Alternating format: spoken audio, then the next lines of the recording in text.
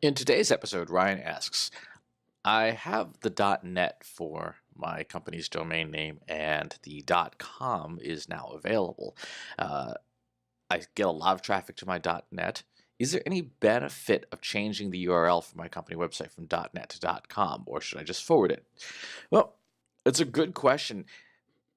There is a lot of benefit to taking advantage of the way people behave, and we know that people their first instinct will be to type in that .com address. So from a psychological perspective and from a behavioral perspective, absolutely, you do want to acquire that .com domain name. Now the question is, do you map to, say, your site .com goes to .net, or do you do it in reverse? From an SEO perspective, there's very little difference. Google has said in the past, and most recently as of 2016, during one of their webmaster chats, that redirects, which is the rewriting of one URL to the other, as long as it is technically correct, redirects do not impact your SEO. It does not impact your page rank, as it were, from one page to the other.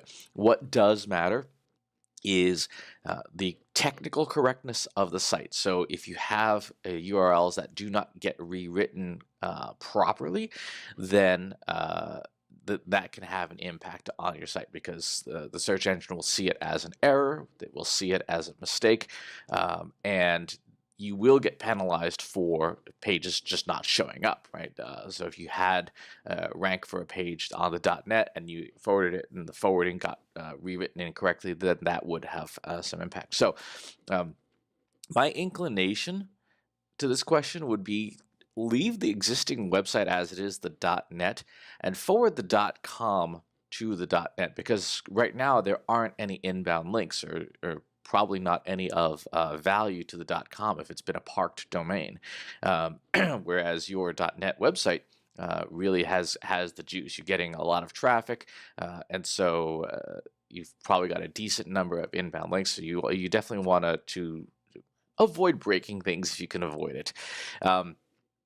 Use the .com on stationary. One other thing you could actually do that would be interesting would be, as part of the redirect, when you redirect from the .com to the .net, is rewrite it on the server in such a way that it appends separate tracking variables. If you are familiar with Google's UTM codes in Google Analytics, you could actually append that as part of the rewrite, and that way you could see how many people are coming into the .com URL versus the .net URL, and see that separately. You can also, using the same technique, using the same redirect file, use the .com as a promotional URL for specific channels. So one of the things that I do on my website, for example, is I have ChristopherSpenn.com is the main website, and then I have cspen.com as a URL shortener, and I have a set of rewrite files that allow me to use that short URL and rewrite it with